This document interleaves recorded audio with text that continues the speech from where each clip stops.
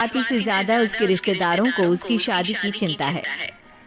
इसीलिए जो भी स्वाति के घर आता वो किसी नए लड़के की खबर जरूर ले आता। अरे दीदी, ये फोटो देख के बताओ राहुल नाम है लड़के का। मेरी सहेली की बहन का बेटा है। अपनी स्वाति के साथ एकदम प्यारी जोड़ी लगेगी इसकी। जरा दिखाना, फोटो तो बढ़िया लग रहा है।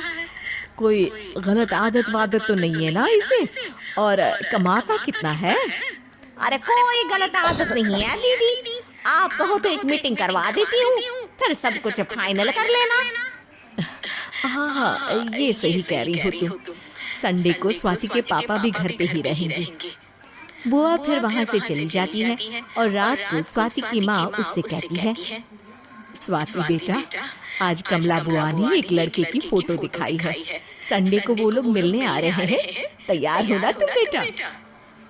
अरे मम्मी, आप कहाँ कमला बुआ के चक्कर में आ जाती हो? अभी इतनी जल्दी कोई शादी वादी नहीं करनी है मुझे। अरे बेटा, अच्छा लड़का है, बुआ जानती है उसे अच्छे से। हाँ स्वाति बेटा, एक बार मिल तो लो, बाद में देखेंगे आगे क्या करना है। वैसे तो कमला रिश्ता लाई है तो मना करने का तो कोई सवाल ही नहीं उठता। संडे की सुबह होती है और कमला बुआ राहुल और उसके मम्मी पापा को लेकर स्वाति के घर आती है। अरे आइए आइए भाभी, इसे अपना ही घर समझिए। इनसे मिलिए, ये मेरे भैया और ये मेरी भाभी है। नमस्ते भाभी जी, ये है हमारा लड़का राहुल, सरकारी नौकरी की तैयारी कर रहा है ये। वैसे आपकी बेटी कहाँ है? अरे स्वाति बेटा, बाहर आ जाओ। वैसे कितनी पढ़ाई की है स्वाति ने? जी, पोस्ट ग्रेजुएट है हमारी बेटी साइंस में। ये सब तो ठीक है, पर घर संभालना जानती है या नहीं? हमें कौन सी इससे नौकरी करवानी है? नौकरी तो मेरा बेटा करेगा ही। पर मैंने इतनी पढ़ाई की है और आप चाहती हैं कि मैं घर पर ही बैठी रहूं? अरे स्वाति बेटा, ये बड़ों की बात में तुम कहाँ बोल पड़ी?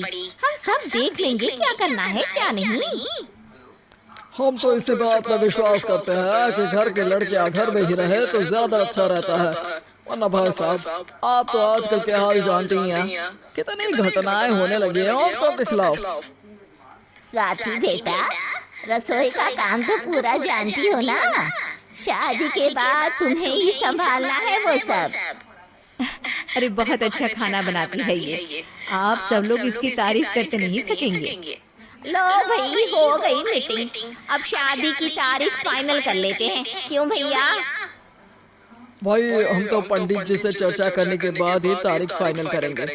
सालों से हम उनकी बातें मानते हुए आ रहे हैं। लड़के वाले और कमला बुआ की बातें सुनकर स्वाति एकदम नाराज हो जाती है और उसे लगने लगता है कि शादी के बाद उसे घर पर ही बैठना पड़ेगा। लेकिन घर वालों के आगे उसकी एक नहीं चलती और उसे शादी के लिए हाँ कहना पड़ता है। शादी का दिन आ जाता है और सब मंडप में जमा होते हैं। अब फेरों का समय हो गया है, अब कन्या अपने वर से 7 वचन मांगेगी। आप किसी धार्मिक आयोजन में जाएं तो मुझे भी ले जाएंगे। आप मेरे माता पिता का भी बराबरी से सम्मान करेंगे, हमेशा मेरा साथ निभाएंगे। आपको दोनों परिवार की जिम्मेदारियां बखूबी निभानी होगी। हर जरूरी बात में मेरी भी राय लेंगे। आप सभी गलत आदतों से दूर रहेंगे। आप ये 7 वचन पूरे हुए, वर क्या तुम्हें ये सारे वचन मंजूर है? जी हाँ पंडित जी, मैं सारे वचन अच्छे तरीके से निभाऊंगा। अरे वाह वाह, बढ़िया तरीके से सब काम संपन्न हो गया। तो इसी के साथ विवाह संपन्न हुआ और आज से ये दोनों पति पत्नी हुए। 1 मिनट पंडित जी, अभी एक वचन लेना बाकी है। अब कौन सा वचन है बेटा?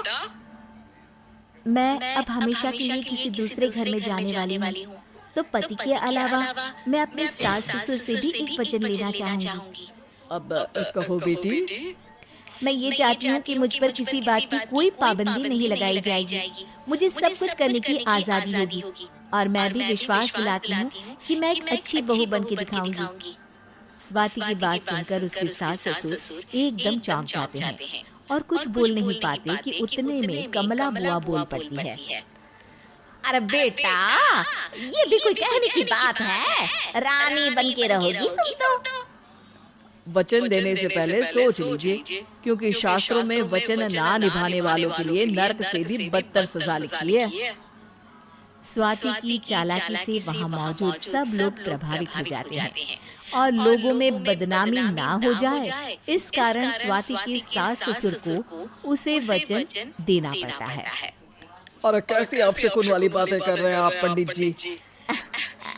हमें मंजूर है बेटा तुम्हारी शर्त। स्वाति अपनी समझदारी से अपनी बात अपने ससुराल वालों से मनवा लेती है और खुशी खुशी राहुल से शादी कर लेती है।